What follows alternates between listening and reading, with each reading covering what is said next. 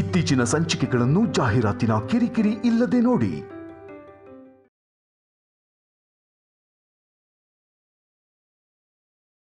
ತನ್ನೋ ಗರುಡ ಪ್ರಚೋದಯ. ಗುರುಗಳೇ, ಇದು ಮಾರ್ಗಶೋಧಕ. ಅಂದರೆ ನಮ್ಮ ಶತ್ರು ಆದಿಶೇಷ ಜಗತ್ತಿನ ಯಾವುದೇ ಮೂಲೆಯಲ್ಲಿದ್ದರೂ ಅವನನ್ನು ಹುಡುಕಿ ಕೊಡುವ ಮಾಯಾವಿ. ಇಷ್ಟೆಲ್ಲ ಹೇಳಿದ್ಮೇಲೂ ನಿಮ್ ಕಡೆಯಿಂದ ಯಾವುದೇ ಉತ್ತರ ಬರ್ತಿಲ್ಲ ಅಂದ್ರೆ ಇನ್ನು ಸುಮ್ಮನೆ ಇರಬಾರ್ದು. ನೀವು ಬದುಕಿರಲೇಬಾರ್ದು.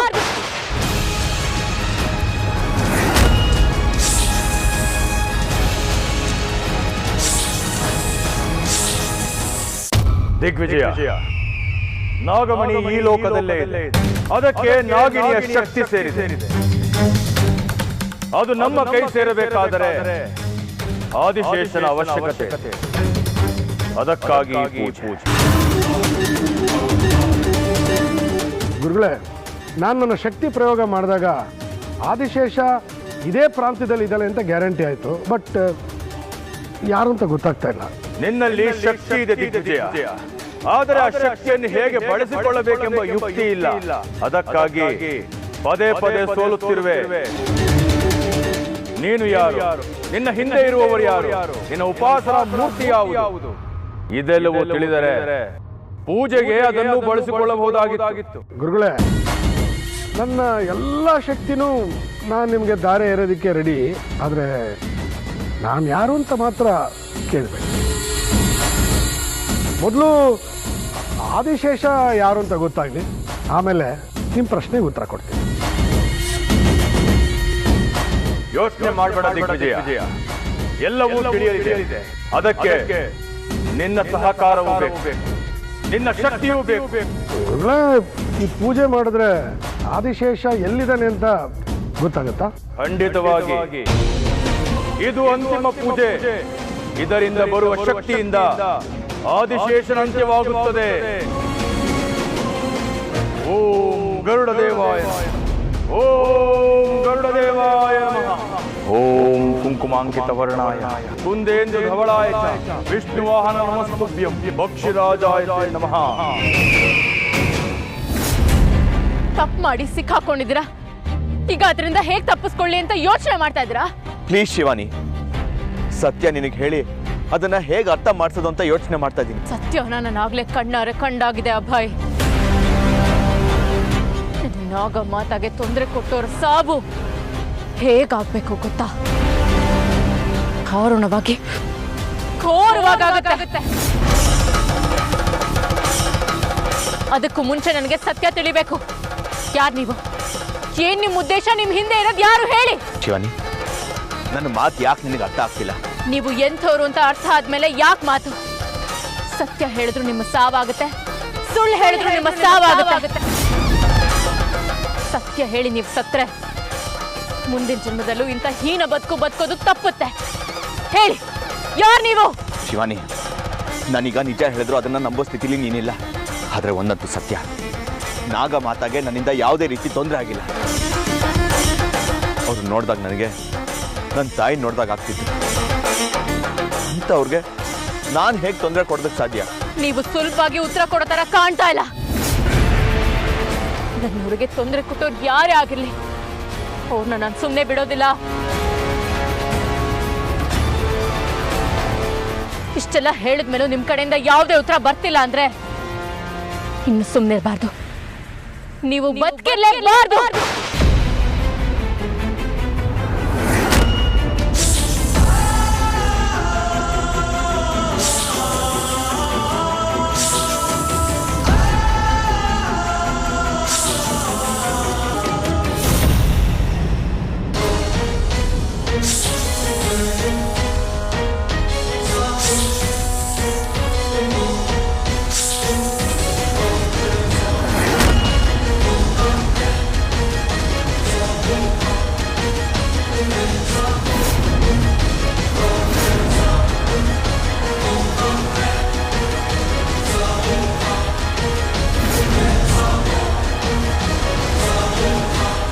ಏನು ಏನು ಮಾತ್ರ ಪ್ರಯೋಗ ಮಾಡಿದ್ಯಾ ನೀನು?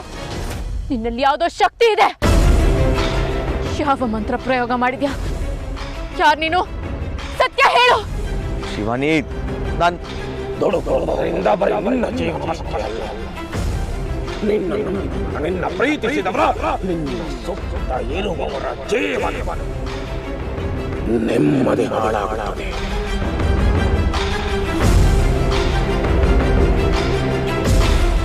ಹೇಳಕ್ಕಾಗ್ತಿಲ್ಲ ಅಲ್ಲ? ನಿನ್ನಲ್ಲಿ ಉತ್ತರ ಇಲ್ಲ ಅಲ್ಲ? ನನ್ನ ನಂಬಿಸಿ ಮೋಸ ಮಾಡೋದಕ್ಕೆ ಯಾವ್ದು ವಿದ್ಯೆ ಕಲ್ತ್ಕೊಂಡ್ ಬಂದಿದ್ಯಾ ನೀನು? ಅದನ್ನ ನನ್ನ ಮೇಲೆ ಪ್ರಯೋಗಿಸಿ ನಿನ್ನ ಮೇಲೆ ನನಗೆ ಒಳ್ಳೆ ಭಾವನೆ ಬರೋ ಹಾಗೆ ಮಾಡಿದ್ಯಾ. ನೀನ್ ನಿಜವಾಗ್ಲೂ ಯಾರು ಅಂತ ಗೊತ್ತಾಗದೆ ಇದ್ರು ನೀನೊಬ್ಬ ದುಷ್ಟ ಅಂತ ನನಗೆ ತಿಳಿತು. ಬಿಡಲ್ಲ, ನಿನ್ನನ್ನು ಮಾತ್ರ ನಾನು ಸುಮ್ಮನೆ ಬಿಡೋದಿಲ್ಲ. ಶಿವಾನಿ,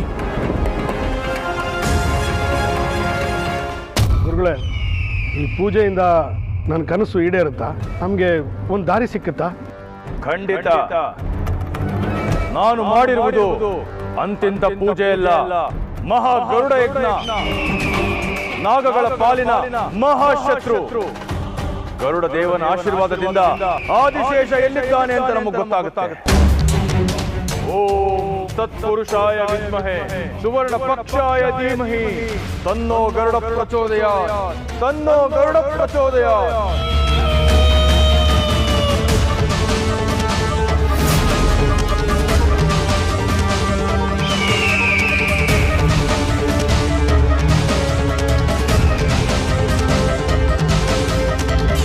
ಗುರುಗಳೇ, ಇದು ಮಾರ್ಗಶೋಧಕ. ಅಂದರೆ ನಮ್ಮ ಶತ್ರು ಆದಿಶೇಷ ಜಗತ್ತಿನ ಯಾವುದೇ ಮೂಲೆಯಲ್ಲಿದ್ದರೂ ಅವನನ್ನು ಹುಡುಕಿಕೊಡುವ ಮಾಯಾವಿ ಗರುಡ ದೇವನ ಅನುಗ್ರಹದಿಂದ ದೊರಕಿರುವ ಶಕ್ತಿ. ದಿಗ್ವಿಜಯ, ನಾವು ಮಾರ್ಗಶೋಧಕರನ್ನ ಹಿಂಬಾಲಿಸ.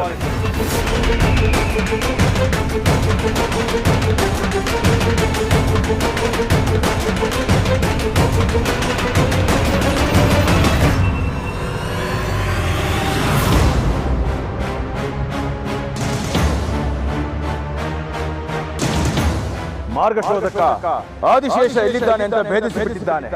ಅವನು ಇಲ್ಲೇ ಎಲ್ಲೋ ಇದ್ದಾನೆ. ಬಾ.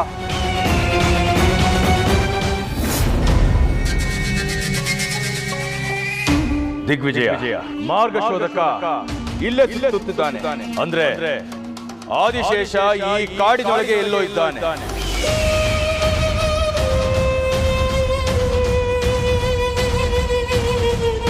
ದಿಗ್ವಿಜಯ, ಮಾರ್ಗಶೋಧಕ ಪಥ ಬದಲಿಸಲಿ. ಆದಿಶೇಷ ಸೆರೆ ಸಿಕ್ಕರೆ ನಮಗೆ ಸರ್ವ ಫಲ. ಬಾ ದಿಗ್ವಿಜಯ.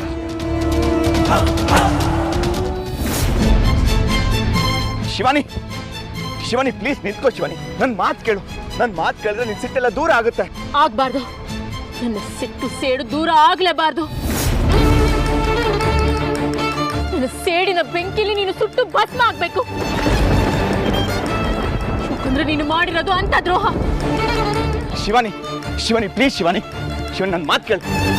ಸತ್ಯ ಗೊತ್ತಾಗೋ ಟೈಮಲ್ಲಿ ಈ ರೀತಿ ಆಡ್ಬೇಡ. ದುಡುಕಿ ಏನೇನೋ ನಿರ್ಧಾರ ತಗೋಬೇಡ. ಅದನ್ನ ಹೇಳೋಕೆ ನೀನ್ ಯಾರು? ಇವತ್ತಿಗೆ ನಿನ್ನ ಮನೆ ಸಂಬಂಧ ಮುಗ್ದೋಯ್ತು. ಶಿವಾನಿ, ಶಿವಾನಿ ಪ್ಲೀಸ್. ಶಿವಾನಿ ನನ್ನ ಮಾತು ಕೇಳು. ಶಿವಾನಿ, ಶಿವಾನಿ ಪ್ಲೀಸ್ ತಾಳ್ಮೆ ತಗೋ. ನನ್ನ ಮಾತು ಕೇಳು. ಇನ್ನ ತಾಳ್ಮೆ ಅಂತ ಇದ್ರೆ ಅದೆಷ್ಟು ತೊಂದರೆ ಆಗುತ್ತೋ ಏನು. ಶಿವಾನಿ ಪ್ಲೀಸ್, ಶಿವಾನಿ ಪ್ಲೀಸ್ ನನ್ನ ಮಾತು ಕೇಳು. ಅವನು ಆದಿಶೇಷ, ಅವಳು ನಾಗಿಣಿ. ಮಧ್ಯೆ ಏನಾಗಿದೆ? ಇದೇನು ಗುರುಗಳೇ, ಮೊದಲು ಇದು ಕಾಡೆಲ್ಲ ಸುತ್ತಾಡ್ತಾ ಇತ್ತು, ಈಗ ರಸ್ತೆಗೆ ಬಂದಿದೆ ಅಂದ್ರೆ ಏನರ್ಥ? ಎಲ್ಲ ಸಂಗಮವಾಗುತ್ತಿದೆ. ಅಂದ್ರೆ ಎಲ್ಲ ಮುಗಿಯುವ ಸಮಯ ಬಂದಿದೆ ದಿಗ್ವಿಜಯ. ಇದು ಅಂತಿಮ ಹೋರಾಟದ ಸಮಯ. ಗೆದ್ದವರಿಗೆ ಬಾಳು, ಸೋತವರಿಗೆ ಸಾವು. ನನಗೆ ಗೊಂದಲ ಆಗ್ತದೆ ಗುರುಗಳೇ. ನೀವು ಕಳಿಸಿದ ಶಕ್ತಿ ದಿಕ್ಕು ಬದಲಾಯಿಸಿದೆ ಅಂದ್ರೆ ನಿಮ್ಮ ಪೂಜೆಯಲ್ಲಿ ಏನಾದ್ರು ಲೋಪ ಆಗಿದೆಯಾ? ನನ್ನ ವಿದ್ಯೆಯ ಬಗ್ಗೆ, ನನ್ನ ಸಿದ್ಧಿಯ ಬಗ್ಗೆ ಸಂದೇಹ ಬೇಡ ದಿಗ್ವಿಜಯ. ಎಷ್ಟೋ ವರ್ಷಗಳಿಂದ ಎಷ್ಟೋ ಗುರುಗಳ ಸೇವೆ ಮಾಡಿ ಸಿದ್ಧಿಸಿಕೊಂಡಿರುವ ವಿದ್ಯೆ ಅದು ಎಂದೂ ಸೋಲುವುದಿಲ್ಲ. ದಿಗ್ವಿಜಯ, ಆದಿಶೇಷ ಯಾರು ಅಂತ ತಿಳಿದು ಮುಂದಿನ ದಾರಿ ಬಗ್ಗೆ ಯೋಚನೆ ಮಾಡೋಣ.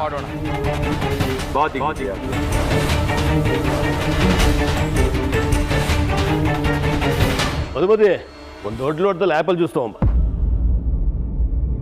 ಅಮ್ಮ, ಚಿಕ್ಕ ಮಾವ, ಎಲ್ರೂ ಬೇಗ ಬನ್ನಿ. ಶಿವಾನಿ, ಯಾಕಮ್ಮ ಯಾಕಿಷ್ಟೊಂದು ಗಾಬರಿ ಆಗಿದೆಯಾ? ಎಲ್ರನ್ನೂ ಬೇರೆ ಕರಿತಾ ಇದೆಯಾ? ಏನಾದರೂ ಸಮಸ್ಯೆನಾ?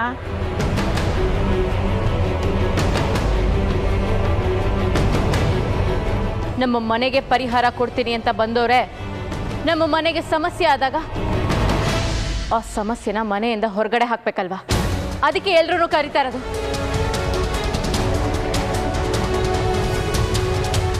ಶಿವಾನಿ, ನೀನು ಹೇಳ್ತಾ ಇರೋದು ಅರ್ಥ ಆಗ್ತಾ ಇಲ್ಲ. ಯಾರ ಬಗ್ಗೆ ಮಾತಾಡ್ತಾ ಇದೀಯಾ? ಯಾವ ವಿಚಾರದ ಬಗ್ಗೆ ಹೇಳ್ತಾ ಇದೀಯಾ? ಈ ಮನುಷ್ಯನ ಬಗ್ಗೆ.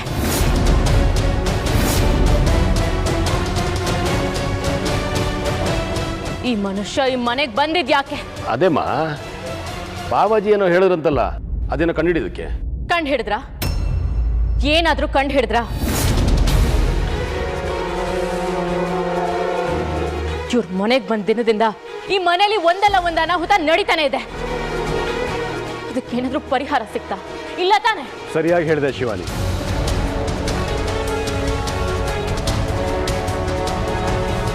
ಇವ್ರ ಮನೆಗೆ ಬಂದು ತ್ರಿಶೂಲ್ನ ಹುಡ್ಕೊಡ್ತೀನಿ ಅಂತ ಹೇಳಿದಾಗ ನಂಗೆ ಎಷ್ಟು ಸಂತೋಷ ಪಟ್ಟಿದ್ದೆ ಗೊತ್ತಾ? ಆದ್ರೆ ತ್ರಿಶೂಲ್ ಬರಲೇ ಇಲ್ಲ, ಇವ್ರ ಈ ಮನೆಯಿಂದ ಹೋಗ್ಲೇ ಇಲ್ಲ.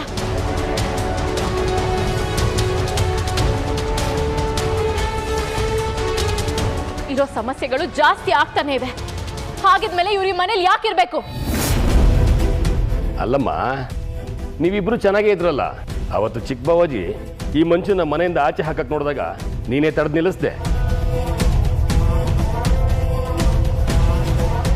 ತುಂಬಾ ಒಳ್ಳೆಯವನು ಅಂದೆ, ಉದ್ದುದ್ದ ಭಾಷಣ ಕೂಡ ಮಾಡಿದೆ. ಇವತ್ತು ನೀನೇ ಈ ಪ್ರಶ್ನೆ ಕೇಳ್ತಾ ಇದೀಯಾ, ಇದ್ರ ಅರ್ಥ ಏನು ಅಂತ? ನಾನು ಅದನ್ನೇ ಯೋಚನೆ ಮಾಡ್ತಾ ಇದ್ದೆ. ಇದಕ್ಕಿದ್ದ ಹಾಗೆ ನಿಮ್ಮಿಬ್ಬರಿಗೆ ಏನಾಯ್ತು? ಏನೂ ಆಗಿಲ್ಲಮ್ಮ. ಇವ್ರ ಈ ಮನೆಗೆ ಬಂದಿರೋ ಉದ್ದೇಶ ತ್ರಿಶೂಲ್ನ ಹುಡ್ಕೋದು ಅಥವಾ ಈ ಮನೇಲಿ ನಡೀತಿರೋ ನಿಗೂಢತೆಗಳನ್ನ ಕಂಡು ಹಿಡಿಯೋದು. ಅಂದಮೇಲೆ ಇವ್ರ ಈ ಮನೇಲಿ ಯಾಕಿರ್ಬೇಕು ಅನ್ನೋದೇ ನನ್ನ ಪ್ರಶ್ನೆ. ಏನಮ್ಮ ಶಿವಾನಿ, ಇವ್ರ ಜೊತೆ ನೀನೇನಾದರೂ ಜಗಳ ಮಾಡಿದ್ಯಾ? ಅಭಯ್, ನೀನೇನಾದರೂ ಜಗಳ ಮಾಡಿದ್ಯಪ್ಪ ಶಿವಾನಿ ಜೊತೆ? ಏನಮ್ಮ ನೀನು ಎಲ್ಲಿಂದನೋ ಬಂದವನು ನೋಡಿ ಒಳ್ಳೆ ಮೊಮ್ಮಗನ್ನ ಮಾತಾಡ್ತಾ ರೀತಿ ಮಾತಾಡಿಸ್ತಿದೆಯಲ್ಲ. ಅಲ್ಲ, ಇವ್ನು ಬಂದಿದ್ಯಾಕೆ? ಈ ಮನೆಯಲ್ಲಿರೋ ಸಮಸ್ಯೆನ ಬಗೆಹರಿಸ್ಬೇಕು ಅಂತೇಳಿ. ಇವನು ಬಂದಾಗಲಿಂದ ಈ ಮನೆಯಲ್ಲಿ ಏನೂ ಆಗಿಲ್ಲ.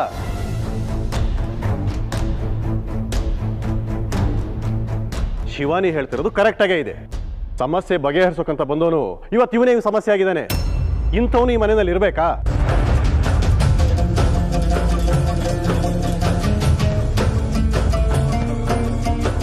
ಅಭಯ್, ನೀನು ಬಂದಿರೋ ಉದ್ದೇಶ ಏನು? ಏನು ಕತೆ? ಏನೋ ಕಂಡಿಡ್ತೀನಿ ಅಂತ ಹೇಳ್ತಿದ್ದೆ. ಇಷ್ಟು ದಿನ ತ್ರಿಶೂಲ್ನ ಕರ್ಕೊಂಡು ಬಂದು ನಮ್ಮ ಮುಂದೆ ನಿಲ್ಲಿಸ್ತೀನಿ ಅಂತ ಹೇಳ್ತಾ ಇದ್ದೆ.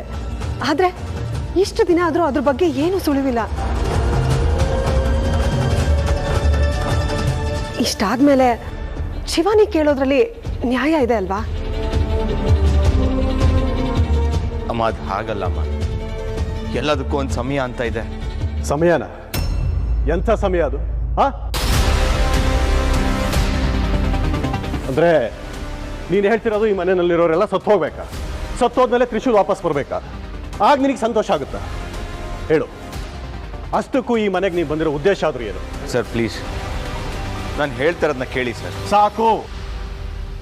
ನೀನು ಬಂದಿನೇ ಸರಿ ಇಲ್ಲ ಅಂತ ಪ್ರೂವ್ ಮಾಡಿದವನು ನಾನು. ಮಧ್ಯರಾತ್ರಿನಲ್ಲಿ ಶಿವಾನಿ ರೂಮ್ಗೆ ಹೋಗೋದಕ್ಕೆ ಪ್ರಯತ್ನ ಮಾಡಿದಾಗ ನೀನನ್ನು ತಡೆದು ಆಚೆ ತಳ್ಳಿದ್ದೆ ತಾನೆ? ನೆನಪಿದೆ ತಾನೆ?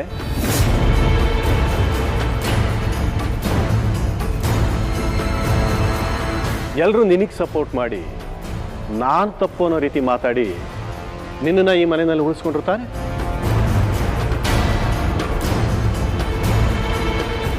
ಈಗ ಶಿವಾನಿನೇ ನೀನು ಸರಿ ಇಲ್ಲ ಅಂತ ಹೇಳಿದ ಮೇಲೆ ನೀನು ಈ ಮನೆಯಲ್ಲಿರೋದು ಕೂಡ ಸರಿಯಲ್ಲ.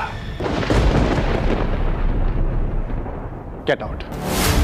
ಅಲ್ಲ ಸರ್, ನಾನು ಏನು ಹೇಳಕ್ಕೆ ಪ್ರಯತ್ನ ಪಡ್ತೀನಿ ಅಂದರೆ ಏಯ್, ಗೆಟ್ ಔಟ್ ಅಂತ ಹೇಳಿದ ಮೇಲೆ ಮಾತಾಡ್ತಾ ನಿಂತರೆ ನಾನು ಕೆಟ್ಟದಾಗ ಬಿಹೇವ್ ಮಾಡಬೇಕಾಗತ್ತೆ. ಚಿಕ್ಕಪ್ಪ ಪ್ಲೀಸ್ ಅದು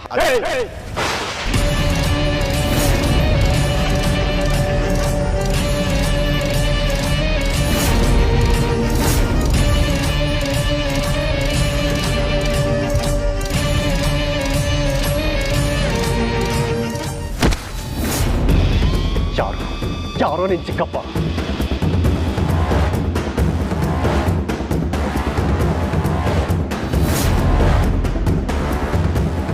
ನೀನು ಇಲ್ಲಿ ಬಂದು ಚಿಕ್ಕಪ್ಪ ಅಂತ ಕರೆದ ತಕ್ಷಣ ನಾನು ಏನೋ ಮಗನೇ ಅಂತ ಕರೆದ್ಬಿಡ್ತೀನಿ ನಿನ್ನ. ಯಾರೋ ನೀವೆಲ್ಲ ಎಲ್ಲಿಂದ ಬರ್ತೀರಾ? ಬಂದು ಮಾವ, ಚಿಕ್ಕಪ್ಪ, ಅಜ್ಜಿ, ಅಮ್ಮ ಅಂತ ಕರೆದ್ಬಿಟ್ರೆ ಸೆಂಟಿಮೆಂಟ್ ಕ್ರಿಯೇಟ್ ಆಗ್ಬಿಡುತ್ತೆ, ಇಲ್ಲೇ ಪರ್ಮನೆಂಟ್ ಆಗಿ ಸೆಟ್ಲ್ ಆಗ್ಬಿಡ್ಬೋದು ಅಂತಲ್ಲ.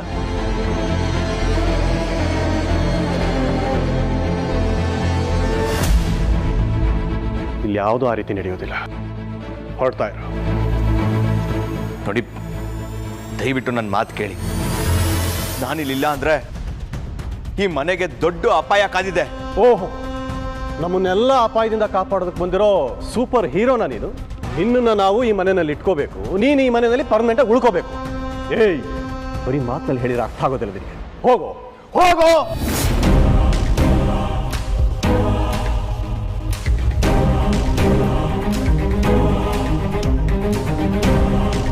ನೋಡಿ ಮಿಸ್ಟರ್ ಧನಂಜಯ್, ನೀವು ನನ್ನನ್ನು ಹಾಗೆಲ್ಲ ಕಳಿಸೋ ಹಾಗಿಲ್ಲ. ನಾನು ಡಿಪಾರ್ಟ್ಮೆಂಟು, ಈ ಮನೆಗೆ ಇನ್ವೆಸ್ಟಿಗೇಷನ್ ಅಂತ ಬಂದಿದ್ದೀನಿ. ಹೀಗೆಲ್ಲ ಕಾರಣ ಇಲ್ಲದೆ ನನ್ನ ಕಳಿಸೋ ಹಾಗಿಲ್ಲ. ನೀನು ಬಂದಿಲ್ಲಿ ಕಡ್ದು ಗುಡ್ಡೆ ಹಾಕಿರೋದು ಅಷ್ಟರಲ್ಲೇ ಇದೆ. ನೀನು ಬಂದಿದ್ದಿನಾನೇ ಶಿವಾನಿ ರೂಮ್ಗೆ ಹೋಗೋದಕ್ಕೆ ಪ್ರಯತ್ನ ಪಟ್ಟಿದ್ದೆ, ಅದು ಇನ್ನೊಂದು ಕಾರಣ. ಈ ಮನೆಯಲ್ಲಿ ಇದ್ಕೊಂಡು ಈ ಮನೆಯಲ್ಲಿರೋರಿಗೆ ಡಿಸ್ಟರ್ಬ್ ಮಾಡ್ತಿದ್ಯಾ, ಅದು ಮತ್ತೊಂದು ಕಾರಣ.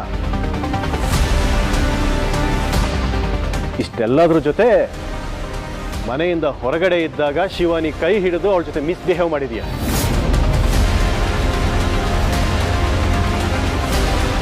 ಇಷ್ಟೆಲ್ಲ ಕಾರಣಗಳಿಗೂ ಮೀರಿ ಇನ್ನೂ ಕಾರಣ ಬೇಕಾ ನಿನಗೆ? ಗೋವಿಂದ, ಚಿಕ್ಕಬಾಜಿ,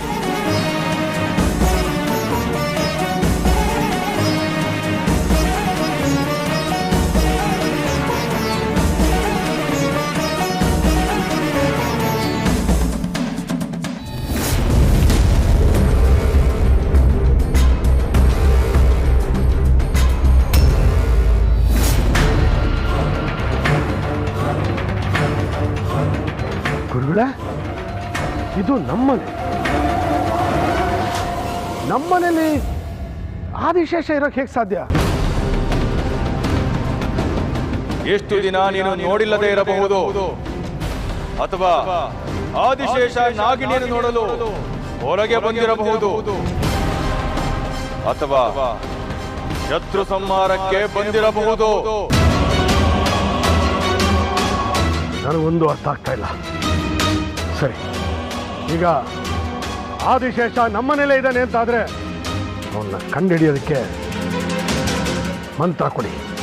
ಆದಿಶೇಷ ಎಲ್ಲಿದ್ದಾನೆಂದು ತೋರಿಸುವುದಷ್ಟೇ ಮಾರ್ಗಶೋಧಕನ ಕೆಲಸ. ಅವನು ಯಾರು ಅಂತ ಕಂಡು ಹಿಡಿಯೋದು ನಿನ್ನ ಕೆಲಸ. ಮಾರ್ಗಶೋಧಕ, ನೀನಿನ್ನು ಹೊರಡು. ಬೇಕಾದಾಗ ನಿನ್ನನ್ನು ಕರೆಸಿಕೊಳ್ಳುತ್ತೇನೆ.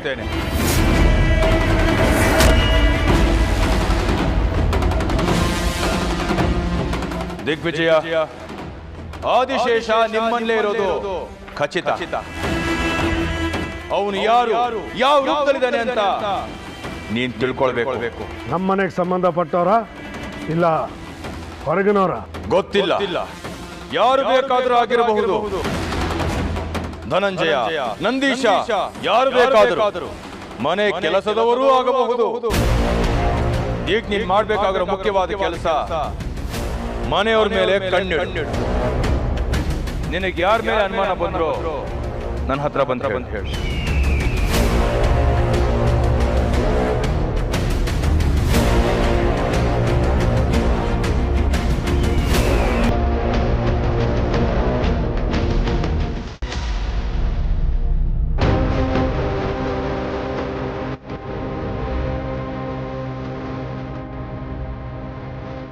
ಇಷ್ಟೇ ತಾನೆ? ಇಷ್ಟೇ ತಾನೇ ನಿನ್ನ ಲಗೇಜು. ಇದಕ್ಕೂ ಏನಾದ್ರು ಎಕ್ಸ್ಟ್ರಾ ಇದ್ರೆ ತಗೊಂಡಿನ 5 ನಿಮಿಷದಲ್ಲಿ ಜಾಗ ಖಾಲಿ ಮಾಡಬೇಡ.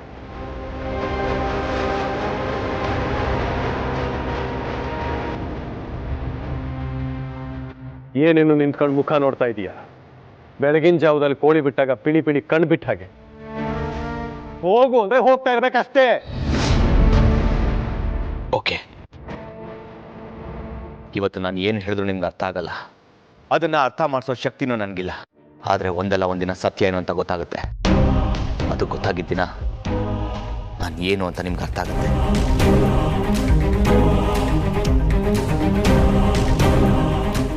ನಾನು ಏನು ಅಂತ ಅರ್ಥ ಆದಮೇಲೆ ನಿಮಗೆ ತುಂಬ ಬೇಜಾರಾಗುತ್ತೆ. ಅದಾಗಬಾರ್ದು ಅಂತ ಇದೇ ಮನೇಲಿ ಇರ್ತೀನಿ ಅಂತ ಹೇಳಿದೆ. ಅಲ್ಲಪ್ಪ, ಸುತ್ತಿ ಬಳಸಿ ಮತ್ತೆ ಈ ಮನೇಲಿ ಇರೋದಕ್ಕೆ ಪ್ಲಾನ್ ಮಾಡ್ತಿದೀಯಲ್ಲ? ಆ ಥರ ಪ್ಲಾನ್ ಮಾಡಿದ್ರು ಇರು ಅಂತ ಹೇಳೋದಕ್ಕೆ ನಾವು ರೆಡಿ ಇಲ್ಲ ಗೋವಿಂದ.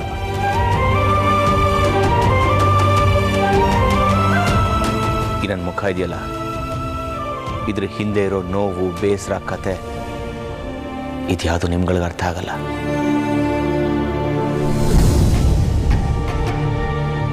ಹೇಳೋಣ ಅಂದ್ರೆ ಅದನ್ನ ಕೇಳೋದಕ್ಕೆ ಕಿವಿಗಳಿದೆ, ಅರ್ಥ ಮಾಡ್ಕೊಳ್ಳೋ ಮನಸ್ಸಿಲ್ಲ.